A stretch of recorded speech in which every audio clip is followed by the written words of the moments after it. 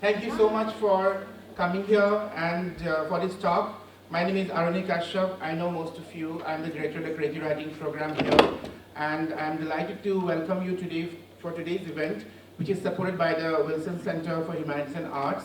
And today you're all joining me here. Thank you so much for that in welcoming Naheed Phiroze Patel, who is a Wilson Center for Humanities and Arts Fellow. She's here today to talk about her book, which is called A Mirror Made of Rain, which was published by Unnamed Press.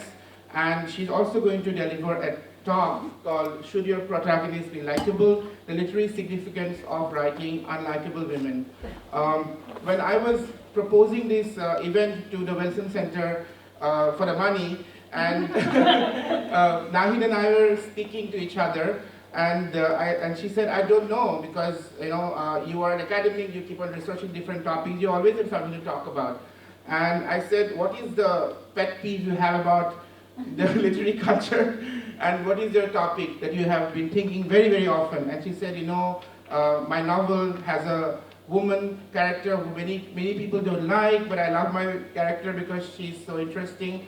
And this is also, I've been thinking a lot about unlikable women, what is the significance of that, and how the culture sort of describes and accepts and rejects these characters in literature. So I said, okay, that should be a topic, and we got it. And thank God, Wilson Center people thought it was a good topic, and here we are. It's my absolute pleasure to introduce you to Naheed Phiroze Patel. She has flown down all the way from New York City to be here with us. I moved to Athens in 2018, and because I was really bored and I was looking for a bigger writing community, I joined Twitter. I became more active on Twitter, and I met many writers and editors on Twitter, and Naheed was one of them. But her editor, who is a very, very good friend of mine, one day approached me and said, I'm doing this very exciting novel called A Mirror Made of Rain, and would you like to be the interlocutor for an online Instagram live event that we are doing?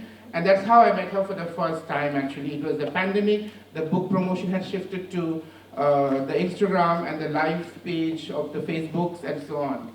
But since then, Naheed has put out a lot of work. Even though this book is come recently, she has also published a lot in different magazines and has gained a very wonderful reputation for herself. So I would like to read out some information for all of you. Naheed Phiroze Patel is a graduate of the MFA program at Columbia University School of Arts.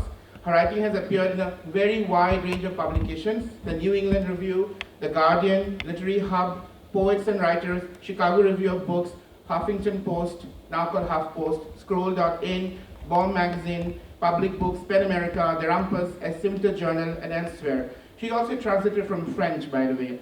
Her debut novel, Mirror Made of Rain, was published by Unnamed Press in May 2022 and is praised by the NPR as a personal, empathetic view on mothers whose society has deemed failures. A rave review in the Los Angeles Times Book says, despite the disturbing theme of abusive relationships, the writing positively shines, offering a poised, multi-generational story about growing up, loss, escapism, and migration. The book was an NPR Book of the Day and listed as a most anticipated book by the Millions, LitHub, Debutiful, Buzzfeed, and Ms magazine. Her fiction, essays, and interviews have been published in The Guardian, HuffPost, Literary Magazine, etc., etc. And I want to add here that Naheed also is a great literary citizen. She often supports writers of color, writers who are doing unconventional work, and she would reach out to their editors and publicists and say that I want to take their interview, I want to write this review. And this is a labor that is often not recognized, and I really respect her for that. So thank you, Naheed, for being who you are and coming to Georgia all the way from New York for this. Please give a big hand to Naheed Patel and welcome her to UGA.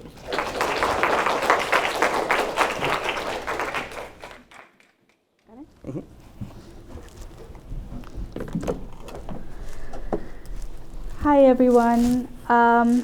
I am so excited and honored to be here today.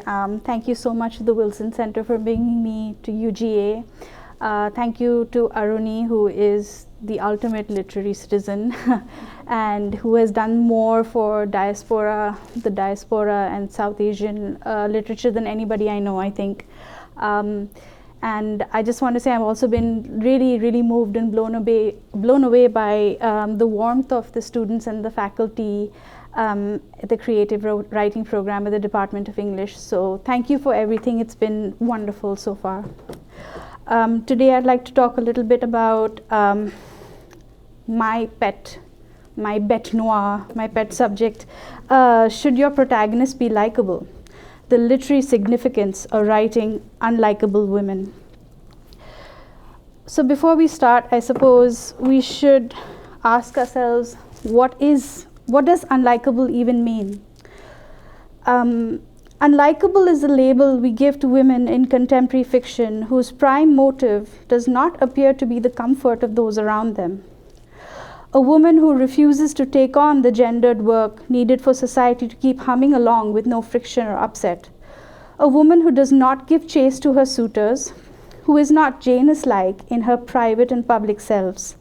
A woman whose needs, impulses, appetites take precedence over an overarching social order, idealizing a brand of womanhood that locates itself within femininity as the praxis of temperance, societal pandering, altruism, and self-abnegation, as outlined so perfectly, I think, in the viral speech America Ferrera's character gives in Greta Gerwig's Barbie movie.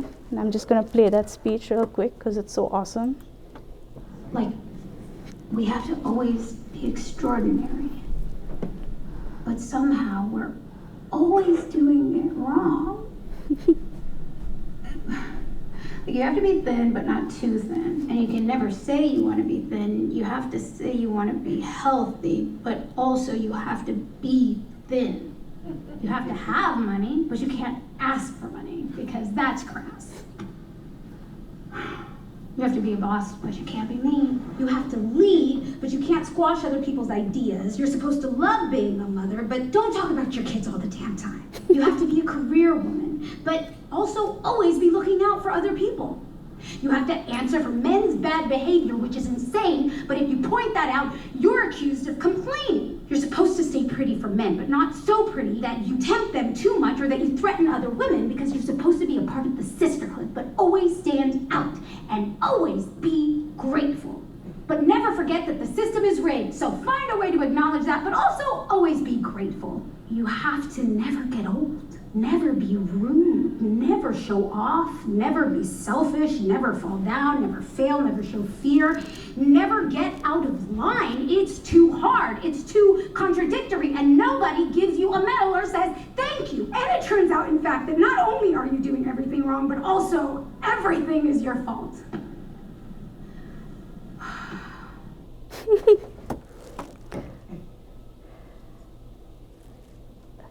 Okay. Sorry, just trying to move to the next slide. Wait. Okay, yeah. The runaway success of Greta Gerwig's directorial ambitions in a story centered around an iconic doll points to a growing consciousness that women are often conditioned from childhood onwards to perform femininity and domesticity, a phenomenon exacerbated by the pervasive influence of social media trends such as outfit of the day, makeup tutorials, momfluencers, sorority rush talk, etc. The ubiquitous nature of online platforms has augmented and intensified the pressure on women to further invisibilize the emotional labor implicit in catering to conventional societal standards of likability and/or beauty, while forcing them to acknowledge that these standards remain out of reach for the vast majority of women. While unlikable female characters often serve as lightning rods for voyeuristic fascination and moral relativism, I'm interested in unlikability as a vehicle for feminine rage and agency, as well as a mode of speaking truth to power, and as an examination of women's boundaries in flux between selfhood and social gratification. It must be said that unlikable women are not a new phenomenon. Greek mythology gives us a number of unpalatable female figures: Clytemnestra, Demeter, Hera, Hecate, Circe, Medea, Electra. This is not an exhaustive list by any means. Medusa is possibly one of the most recognizable figures from poetry, art, and even architecture. In Ovid's Metamorphoses, she is depicted as a beautiful priestess of Athena who is raped by Poseidon in Athena's temple. The virgin goddess's retribution for this sacrilege is to turn Medusa into a monster, with snakes for hair and a gaze that turns men into stone. The most common interpretations of Medusa's grotesque appearance suggest that her paralyzing gaze was used to ward off evil or danger, an apotropaic symbol of protection. In her article published in NWSA, now known as Feminist Formations, Johns Hopkins University Press, Medusa and the Female Gaze, feminist scholar Susan R. Bowers encourages a subversive rereading of the Medusa myth that will, quote, reveal that she is actually the icon of the female gaze, that powerful expression of female subjectivity and creativity.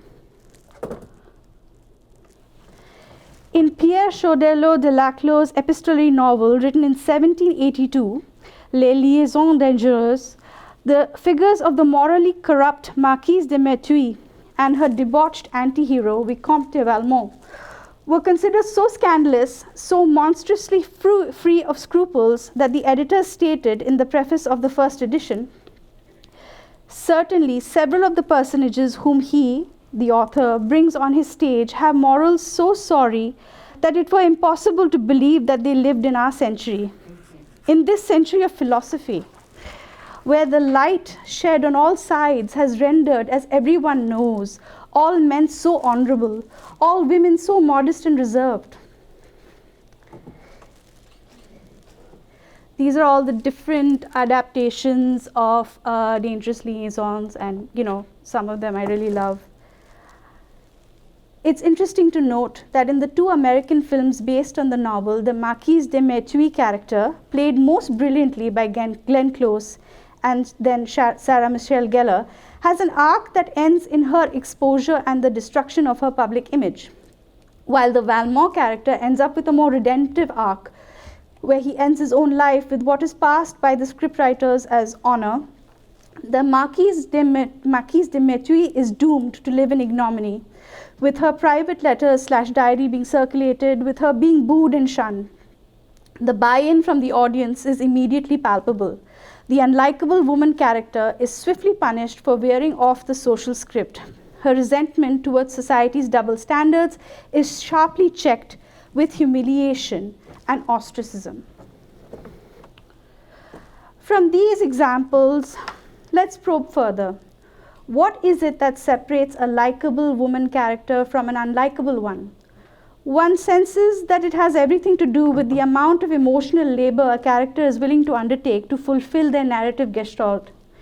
In her New Yorker essay on how the concept of emotional intelligence has been purloined by pop psychology to alienate service workers from their inner feelings in the perpetuation of a neoliberal economic model, critic Merve Emre cites Arlie Russell Hochschild's 1983 book, The Managed Heart, in which she coined the phrase emotional labor for the work performed in daycare centers, nursing homes, hospitals, airports, stores, call centers, classrooms, social welfare offices, dental offices. In all these workplaces, gladly or reluctantly, brilliantly or poorly, employees do emotional labor.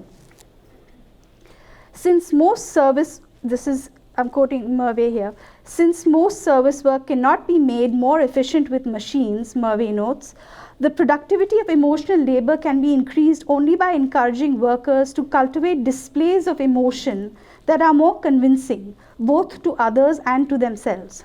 As Hochschild notes, the pinch between a real but disapproved feeling on the one hand and an idealized one on the other becomes an economic liability. Emotional labor involves minimizing that pinch, transforming a surface display into a deep conviction. It is hard, perhaps impossible, to disentangle and isolate the act of emotional labor from the performance of likability.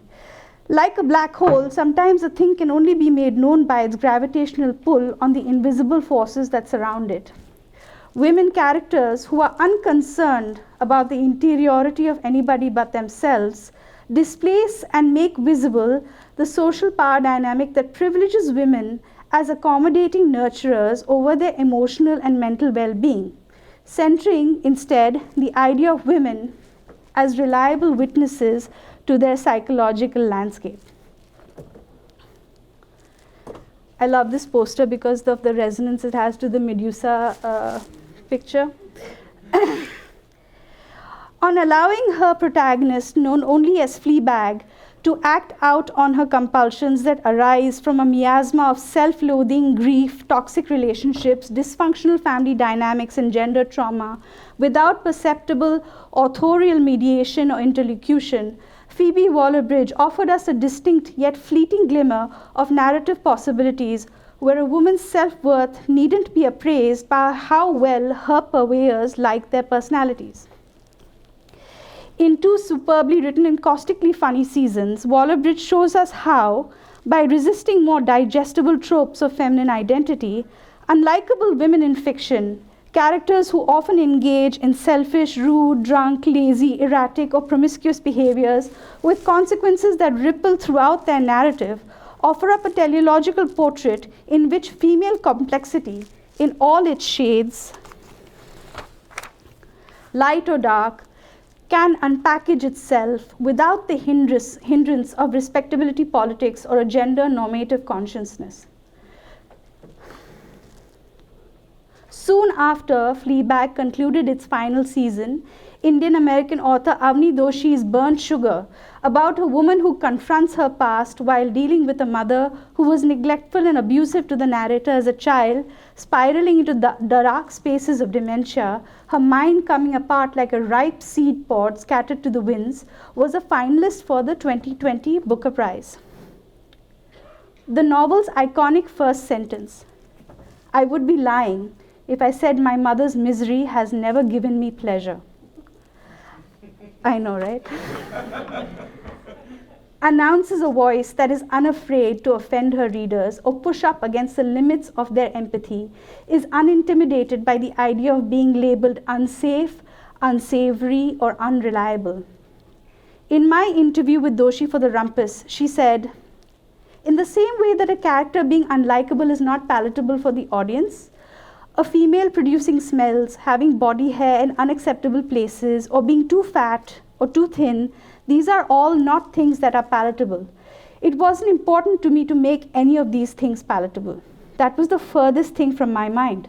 It's useful in a way because it kind of holds a mirror to societal expectations, and it exposes a lot of misogyny." As raw and unpalatable as Doshi's Burnt Sugar, British author Sheena Patel's 2022 breakout debut, I'm a Fan, is a novel centering a young woman of color living in London who becomes obsessed with a powerful, influential man that she occasionally sleeps with and one of his other lovers, a social media influencer who gains and retains clout by performing whiteness, privilege, good taste, culture, etc., who, in quotes, inserts herself into the narrative as if she needs to be there to make sense of it for you. In her interview with Otesha Moshfegh for Bomb magazine, Patel describes her narrators as someone who deepens the spiral of their life and lets go, doesn't get better and doesn't learn. Patel's narrator's gleeful nihilism, her caustic rants and observations on who gets to be the main character in an entanglement of privilege, class, race, and sexuality, offer up a discomforting yet compelling illustration of how spiritually and morally disfiguring it can be to constantly crave validation from a system powered by the energy of exclusion. Moshfegh's own narrator in My Year of Rest and Relaxation, a novel which is, among other things, a biting satire on relationships, sex, family, and the overreach of psychopharmacology, on the other hand, suffers from the exact opposite problem. Moshfegh's narrator is the system. She is a valuable member of it and is not in any hurry to extract herself. She has the body of a supermodel. She is effortlessly brilliant in her critiques of the contemporary NYC art scene. She knows all the young impresarios and their attendants. Even in a barbiturate-induced blackout, she somehow lands up in New York's chicest nightclub for the next generation of rich kids and art hags, looking flawless. She gets her working-class coffee from the local bodega, where she didn't have to confront anyone ordering a brioche bun or no-foam latte. No children with runny noses or Swedish au pairs. No sterilized professionals. No people on dates. By inviting the reader to join in her offhand yet finely etched contempt of fellow upper-middle-class bourgeoisie, Moshfegh's narrator offers up the possibility of second-hand, cool, depressed girl glamour.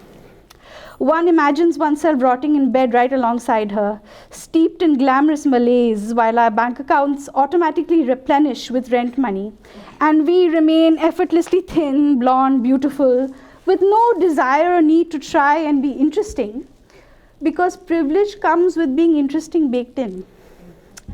It's the same energy that makes us obsess over certain women writers' journals, or essays like Joan Didion's In Bed, or the languorous existential decay depicted in novels like Jeffrey Eugenides' The Virgin Suicides.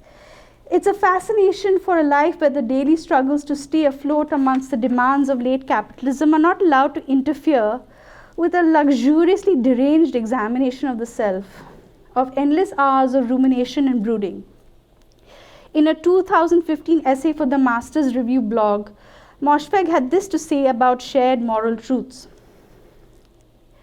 It is a delusion to think that the rules of society reflect any moral truths about human nature. The same is true about the rules for writing fiction. Any paradigm that exists in our collective consciousness is just that, a model for interpretation or a structure within to project a reality. Any significant paradigm shift will incite anxiety. If I gave up this reality for another one, would I even exist? When radically innovative art is condemned by the mainstream, it is often an expression of that existential anxiety. There is nothing more upsetting to the status quo than the assumption that such a thing doesn't even exist. Musings of a very different texture and tone come alive in the mind of the unnamed narrator of Canadian author and academic Sarah Bernstein's recently Booker Prize shortlisted second novel, Study for Obedience. Bernstein's quiet, unprepossessing narrator provides an antiphon from the brassy, loud, and morally seditious voices we've heard from so far. A young woman who moves from her place of birth to a remote northern country to keep house for her brother, this unnamed narrator is preoccupied with only one thing: obedience. But the more obedient she is, the smaller she makes herself, the more she attempts to live according to the contingencies of the other, the more she feels the hostility of the town growing. An amorphous threat begins to take shape, the more subservient the narrator makes herself. In a recent interview for Public Books, Bernstein had this to say about her narrator's depiction. On some level, I was thinking about how people who benefit materially from unequal structures of power are impoverished, even destroyed, by the very process of maintaining these structures at the expense of other people. Nobody is thriving under these systems.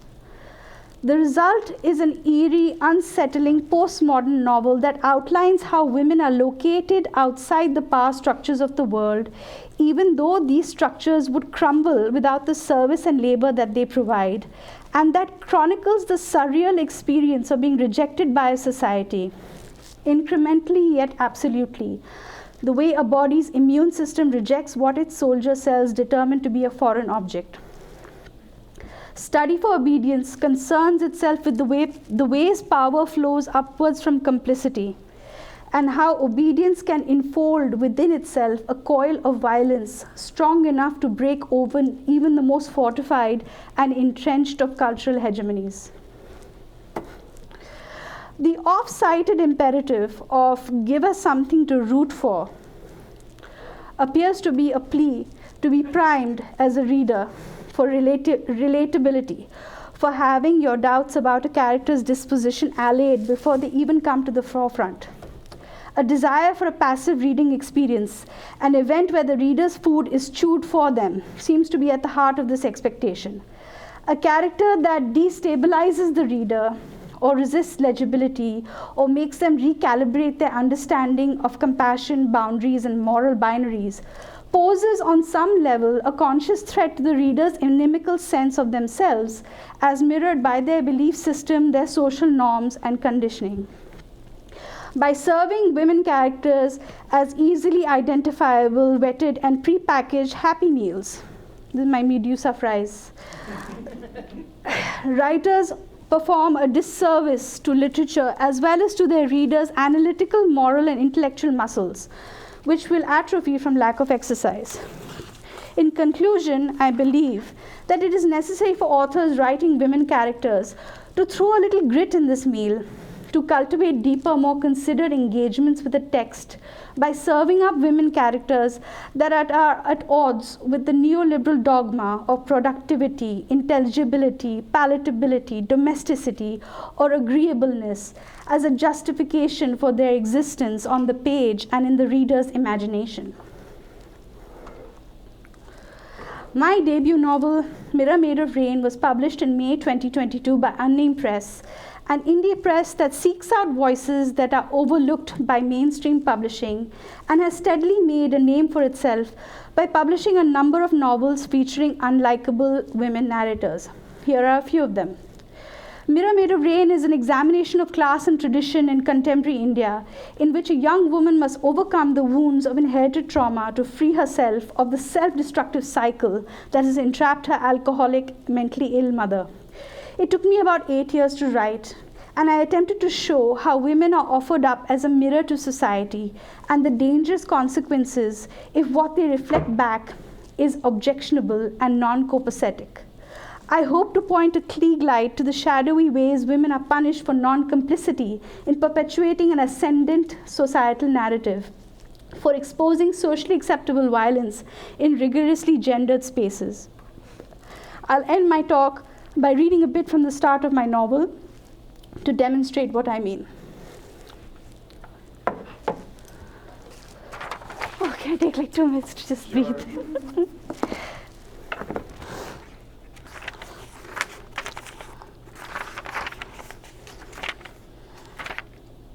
Okay, so I'm going to read for maybe 10 minutes. Yeah? Sure. Okay. Mirror Made of Rain. For March, it was unseasonably hot. Summer in Kamalpur began in late April, and by May, the earth was an anvil for the sun. Birds fell out of trees, stray dogs sheltered under parked cars, scooters and rickshawalas tied damp cloths over their heads to protect themselves from the Nautapa, the 9 days of fevered winds. At night, Sheila Sehgal had pedestal fans placed around her garden, where their lazily moving blades provided a paltry breeze. Rice lights were strewn over the trees, a champa's leaves were painted gold and silver. The glass gazebo at the end of the lawn had its air conditioners on, the dust covers removed from its sofas. Women in Georgette saris and men in bush shirts jostled for a place to sit. Light refracted from the gazebo's thick glass walls appeared to make their limbs move a fraction slower, as if in an aquarium. In the weeks leading up to Sheila's Holy Eve do, more select than her Diwali open house and more opulent than her New Year's Eve party, her guest list was the favorite topic of conversation in the drawing rooms, verandas, and dining rooms of Kamalpur's wealthy families. Knowing who was not invited was as important to some as knowing who was. An invitation from Sheila was a stamp of approval.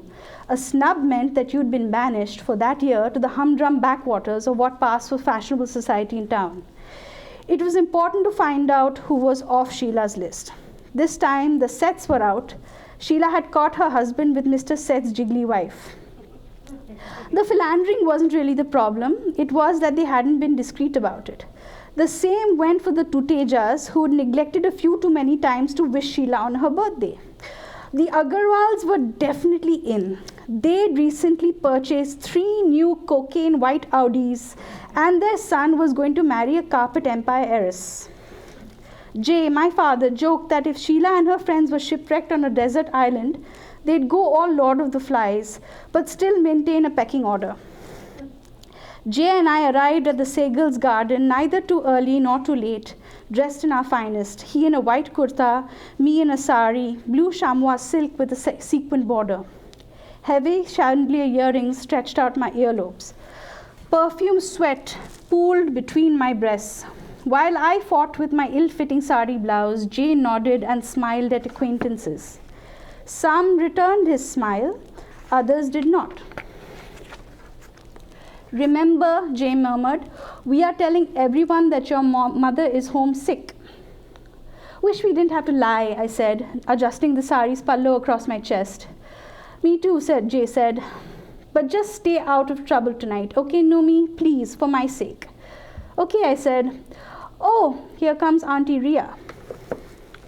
My father's cousin lolloped over like a drunk rabbit. Ria Puri, with a teardrop mole above her cheekbone, was as glamorous and old-fashioned as a movie star, and in many ways as tragic. Ria and my mother had shared an airy flat overlooking the Arabian Sea when they were students in Bombay. Thinking of Jay, her favorite cousin with a sorry track record in love, Ria brought Asha home to Kamalpur one summer. Jay and Asha spent most of July 1978 having disheveled, confused sex in my grandfather's silver and blue Fiat on the banks of Rani Lake. I don't think my grandparents ever forgave Ria for introducing Jay to Asha. They didn't even attend Ria's sudden wedding a year later to her unwholesomely rich boyfriend, whose family owned resorts in Goa and Alibag. The boyfriend, now husband, a politician Gunda, was both wealthy and controlling. Ria needed his permission for everything. She had to run her outfits by him every day. She couldn't have a job. She was allowed to drink alcohol only in his presence. Once he'd caught Ria smoking pot she bought off a waiter in the Gymkhana club. He locked her in their bedroom for 2 days. Ria was forbidden from going anywhere by herself. A chauffeur bodyguard brought her most afternoons to our house, where she and my mother drank chai, smoked, and bitched about living in Kamalpur. Jay said that their friendship was fed off nothing more than a mutual love for self-destruction. Ria's high heel dug a divot out from the lawn. She stumbled towards us and stopped from going splat because I pulled her up by the arm. The drink in her hand fell to the ground. Its ice cubes gleamed like crystals in the dark grass. Ria looked from me to Jay to the glass and back at us again. Dismay etch-a-sketched itself across her forehead. Oh fuck, I had to work so hard to sneak in that drink, Ria said, looking like a child with a broken toy. Jay, please get me a new one. My husband won't notice you in this huge crowd. That's probably not a good idea, I said, cutting off my father, who'd rather have a tooth pulled than say no to anyone, let alone his glamorous cousin.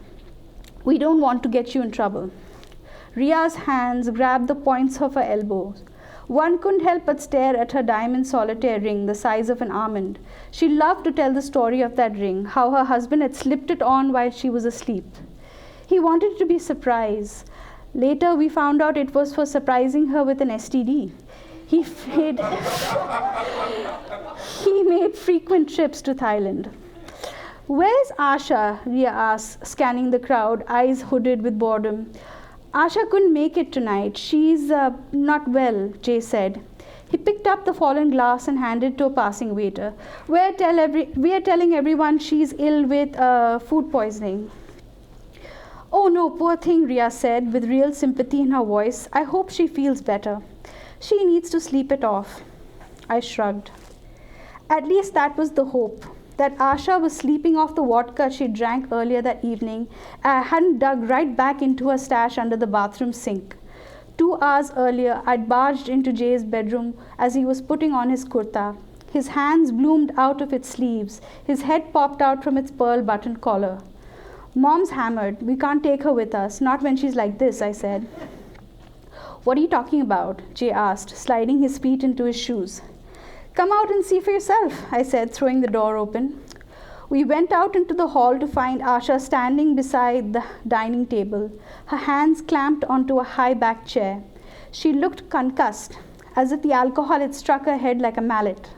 A stain, like a shadow, staggered over the folds of her sari, a gara that had been passed down in the Wadia family for 3 generations. It had been a wedding present from my grandparents. I was supposed to inherit it one day. Why are you two staring at me like that? We're late. Let's go, Asha said. A wilted rose drooped over her ear, pinned where she had made an attempt to sweep her hair back on one side. Jay and I didn't move. Asha said, louder this time, Chalo, I'm ready. She wheeled her eyes from my face to Jay's, then lifted the corner of her sari to wipe away coal smudges. A few shaky steps towards the front door, and her foot twisted in her heels. She cried out. Jay grabbed her. Gently, he helped her back to the dining chair. Asha doubled over, rubbing her ankle. I watched her from a corner, rage filling me like a balloon. The rose fell to the floor. Black kajal tears made tiger streaks on her face. I'm not going to stay home, she said. I'm fine, I'm coming with you. You're not leaving this house, I said. If you take one step towards that door, you'll regret it. I pulled my cell phone out from my purse. I'll make sure of that. You think you can threaten me? Asha said, chinny and belligerent. For that, I would have to care. I decided to try another tactic. What's the point of fighting? Stay home and do whatever you want. Nobody will stop you. Let Dad and me attend this boring party. I waved the cell phone in the air. But if I call Lily Mama or Zal Papa, they'll bring up rehab again. You don't want anyone to see you when you're like this. Trust me, Mom. Usually, Asha thrived on the toxic energy of an ugly fight. It powered her like a Duracell bunny. But at the thought of my grandparents, who lived on the ground floor of our two-story bungalow, barging in, asking all sorts of questions, she shuffled off back into her bedroom. I waited a few minutes and then went inside to check if she'd gone to bed. Jay lingered at the doorway. Asha lay curled like a question mark in her blouse and petticoat. Her sari, my future sari, lay in a heap on the floor. Black tears dribbled onto the pillow. You hate me so much, she said, as I pulled the bedclothes over her. Ma, no one hates you more than you hate yourself, I said. Go to sleep. We'll show our faces at the party and come back within the hour. It'll be really lame and boring. You sleep. I sat with Asha until she blubbered into silence. Then closing the door behind me softly, I left with Jay.